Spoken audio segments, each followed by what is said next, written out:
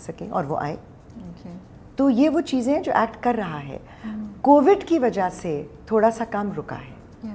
اس سے رکا ہے کہ ہماری ممبرشپ ڈرائیو نہیں ہو سکتی, ہم اپنی اینیول جنرل باڈی میٹنگ نہیں کر سکتے, ہمارے الیکشنز ہونے تھے. مجھ جیسے لوگ کہنے خدا کا واسطہ ہے, I overstayed my tenure, let me go, but elections نہیں ہو سکتے تو میں جا نہیں سکتی چھوڑ کر. مجھے لگتا ہے آپ ایک فینسی سا کوئی پروگرام, اوارڈ پروگرام کر لیں, پھر آپ کی ممبرشپس بھی ہو جائیں گی اور سب کچھ ہو جائے گا. زندگی اتنی فریولس نہیں ہے, ہونی نہیں چاہیے, نہیں ہونی چاہیے. مجھے آپ بتائیں, میں آپ سے سوال کرتی ہوں, رابعہ آپ کو میں ایوارڈ دے دوں اور آپ کو پتا ہو کہ شاید آپ اتنی ڈیزرونگ نہیں ہے, وہ دوسرا شخص تھا, آپ کو تو پتا ہے نا. بالکل. اس کے برعکس آپ سڑک پہ جائیں اور 6 لوگ آپ کو رک کر کہیں کہ رابعہ جب آپ کا پروگرام ہوتا ہے نا تو ہم ضرور دیکھتے ہیں. وہ زیادہ بڑا ایوارڈ ہے, وہ زیادہ بڑا ایوارڈ ہے. سو ان ایوارڈز کو بھی اتنا سیریسلی نہیں لینا چاہیے. نہیں لینا چاہیے. نہیں, میں تو ویسی لائٹ, اب تو نوبیل پیس پرائز بھی کوسچنیبل ہو گیا ہے. صحیح بات ہے, صحیح بات. نہیں, میں تو ویسی ایک مذاق میں کہہ رہی تھی کہ وہ جو ہو نا کہ ہم سب گلیمر, اور اب ہم سب ہو گئے, ویسے ہمارا ارادہ ہے ریڈ کارپٹ ہو اور فلیشز ہوں. ایکٹ کا یہ ارادہ ضرور ہے. کیوں؟ کیونکہ ہم چاہتے ہیں کہ انڈسٹری کے ایوارڈز ہوں. ہم یہ نہیں چاہتے کسی ایک چینل کے ہوں یا کسی برانڈ کے ہوں. ہم چاہتے ہیں انڈسٹری کے ایوارڈز اور انڈسٹری کے لوگ اس کو ریکگنائز کریں. بالکل, ایک انڈیپینڈنٹ باڈی ہو, وہ کسی نے چوز نہیں کیا, آپ لوگ خود جو ہیں وہ کریں, کوئی ویسٹڈ انٹرسٹ نہ ہو. ہاں بالکل صحیح. اور میرے لیے ریڈ کارپٹ پہ اسپیشل ہم فیوشا کی کوریج کے لیے اسپیشل جگہ ہوگی. ابھی سے آپ پرومس کریں. میں جب بھی ہوں میں ابھی سے پرومس لے کے بیٹھ جاؤں تاکہ مجھے دھکے نہیں کھانے پڑے. میری کمٹمنٹ آپ کے ساتھ ہے. اب ایکٹ اگر مجھے اتنی عزت دے دے کہ میری کمٹمنٹ پہ پورا, آئی ایم شیور. اب یہ تو آپ سائڈ سے نکل گئی ہیں. نہیں, یہ میں نے ان کے اوپر بھی ڈال دیا. ٹھیک ہے, ٹھیک ہے. بکس پڑھتی ہیں آپ؟ آج کل موقع نہیں ملتا, بٹ بہت پڑھی ہوئی ہے نا. بہت شوق ہے پڑھنے کا. کوئی کتاب ہے جس نے آپ کو بہت دل کو چھو لیا, امپیکٹ کیا اور ہلا کے رکھ دیا, چینج کر دیا آپ کو ایز اے پرسن, یا آپ نے کچھ پک کیا اس میں سے؟ کون سی کتاب ہے وہ؟ بہت ساری ہیں, لیکن کوئی ایک اس سے کہوں گی کیونکہ وہ نافرمانی کی سزا بھی تھی. امی واز این ایوڈ ریڈر, ابو واز این ایوڈ ریڈر. تو ہمارے گھر میں ایک لائبریری باقاعدگی سے ہوتی تھی, تو ہمیں کہا گیا تھا کہ بیٹا جتنی ہائٹ ہے نا اس حساب سے کتاب اٹھانی ہے. اوکے. کچھ کتابیں اوپر کے شیلف پہ تھیں جو کہ آپ ذرا بڑے ہو جائیں تو پڑھیں گے. تو مجھے ابھی بھی یاد ہے کہ منٹو صاحب کی کتابیں اوپر پڑھی ہوئی تھیں, اسما چغتائی کے اوپر ہوتی تھیں, اسی طرح سے کچھ جو انگلش آتھرز تھے ان کے اوپر ہوتی تھیں, کیونکہ آپ کی سمجھ, آپ کا ذہن بہت چھوٹا ہے, آپ نہیں سمجھ سکتے. بالکل.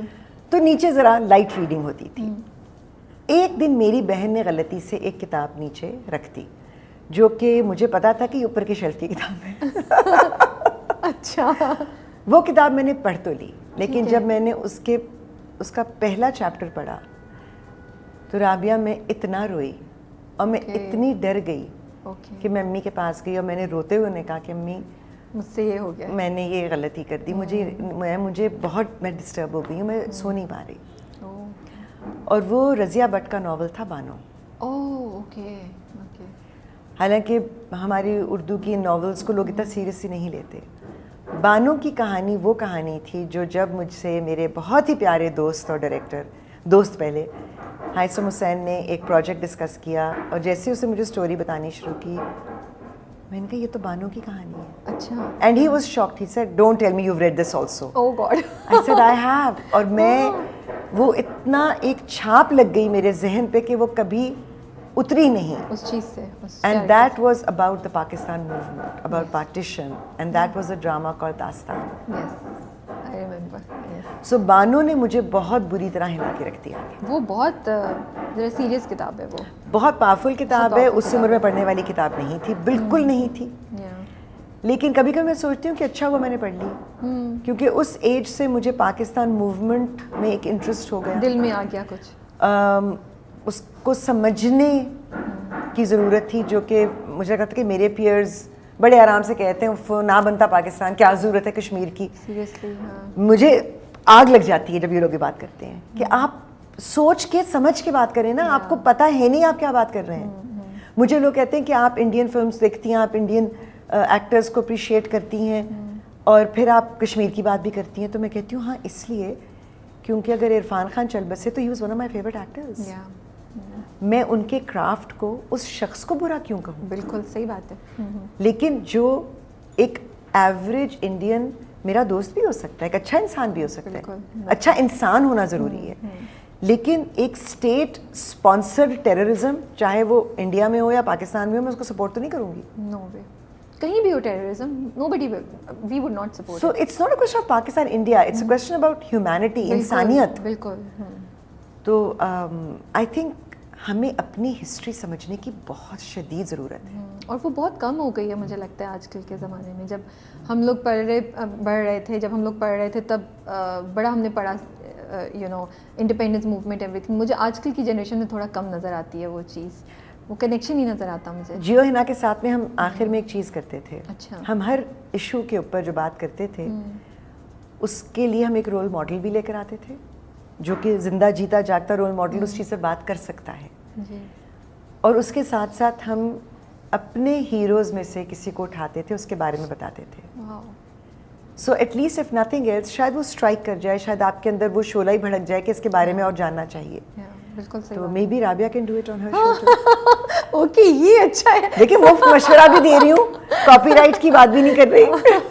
میری امی نے ایک دفعہ یہ بات کہی تھی کہ جب کوئی کہتا ہے نا کہ پاکستان میں کچھ نہیں رکھا, پاکستان میں کچھ نہیں رکھا, تو مائی مدر یوزڈ ٹو سے کہ تمہیں دیکھ کر میں کہتی ہوں اللہ کا شکر ہے کہ میرے والدین آپ کے جیسے نہیں تھے, بالکل, ورنہ پاکستان تو نہ بنتا. بالکل. اگر آپ اپنی ذات کے بارے میں ہی سوچتے رہیں گے, آپ ملک کے بارے میں سوچ ہی نہیں رہے ہیں, آپ آگے کی جنریشنز کے بارے میں نہیں سوچ رہے ہیں. تو وہ ساری عورتیں, وہ سارے مرد جنہوں نے اتنا کچھ قربان کیا, اپنے بچوں کی بھی زندگیاں کسی حد تک کمپرومائز کی, اس لیے کیونکہ جو جنریشنز ہیں وہ سیکریفائس نہ ہوں.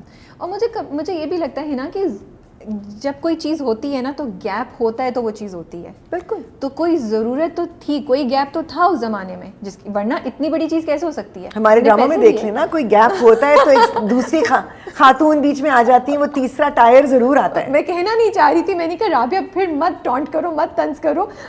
میں عاجز آ چکی ہوں اس چیز سے بھائی, اور بھی غم ہے زمانے میں محبت کے سوا.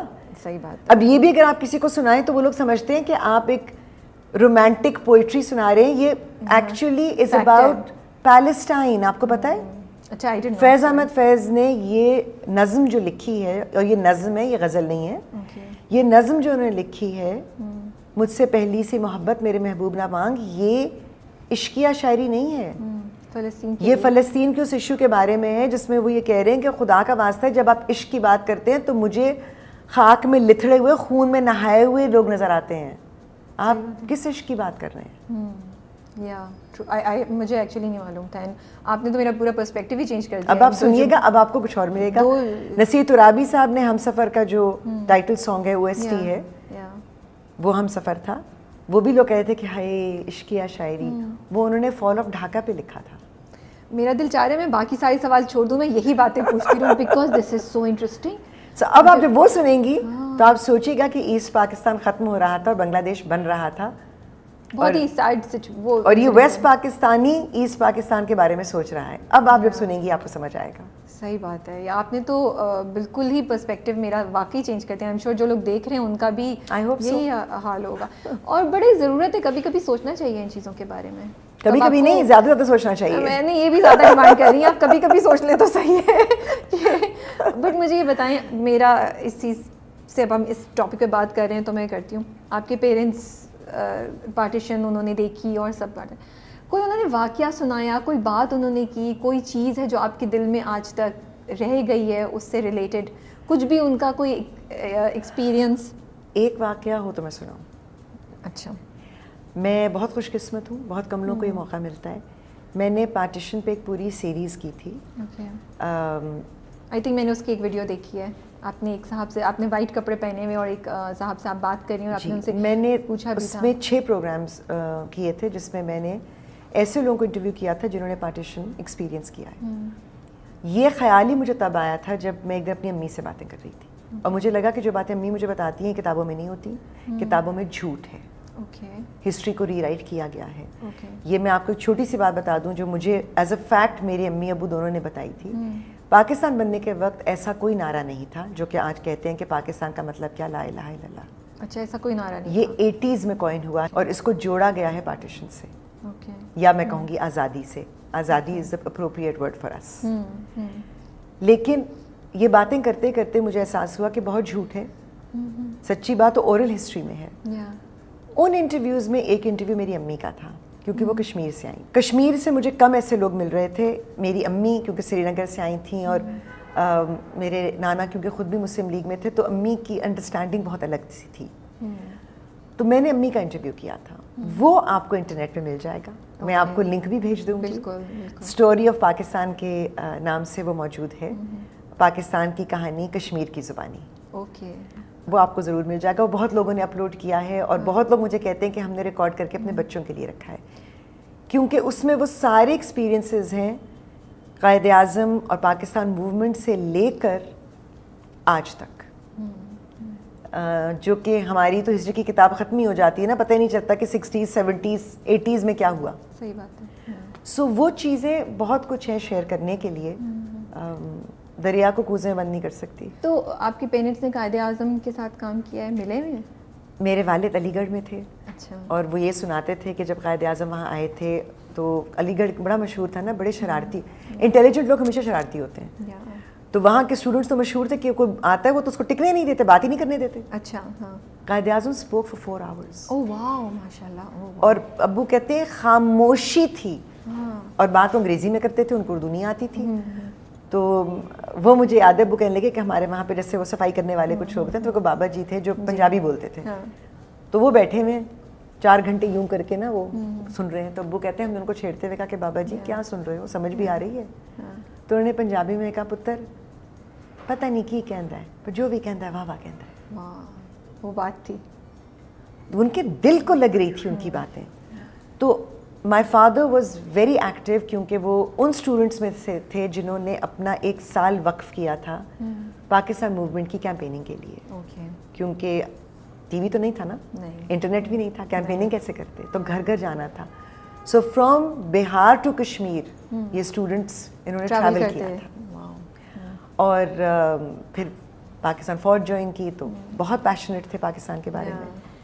امی تو کیونکہ جس گھر میں تھیں وہاں پر مائی نانا was with the Muslim league, Quaid Azam سے کلوز تھے. قائد اعظم جب کشمیر آئے تھے تو وہاں پر خواتین کیونکہ بہت پڑھی لکھی اور ایمانسپیٹڈ تھیں, تو خاص انتظام ہوا تھا کہ قائد اعظم اور فاطمہ جناح صاحبہ وہاں پر ایک سیشن کریں گے ود دا ویمن. تو وہاں پہ میری امی کو ڈیوٹی ملی تھی کہ قائد اعظم کے اوپر چھتری پکڑ کے کھڑے ہونا ہے. ماشاء اللہ. واہ. امی was about 8 years old. She must be so excited. According to my mother, آپ انٹرویو دیکھیں گی, میں آپ کو بتاؤں گی نہیں ورنہ آپ بور ہو جائیں گی, وہ آپ خود دیکھیے گا. ٹھیک ہے, ٹھیک ہے. وہ چیز وہ اپنے آخری لمحوں تک, لٹرلی زندگی کے آخری لمحوں تک وہ بات بھول نہیں سکی. میں تو کہتی ہوں بڑے پریویلیج اور آنرڈ لوگ تھے, مطلب ان کو یہ شرف حاصل ہوا کہ وہ کہتی ہیں مجھے یہ شرف حاصل ہوا کہ میں نے قائد اعظم کو پانی پلایا اور سامنے دیکھا. یہ دیٹس میرے لیے 2 لوگ بڑے امپورٹنٹ ہیں, قائد اعظم اینڈ سنگاپور کے لی کوان یو.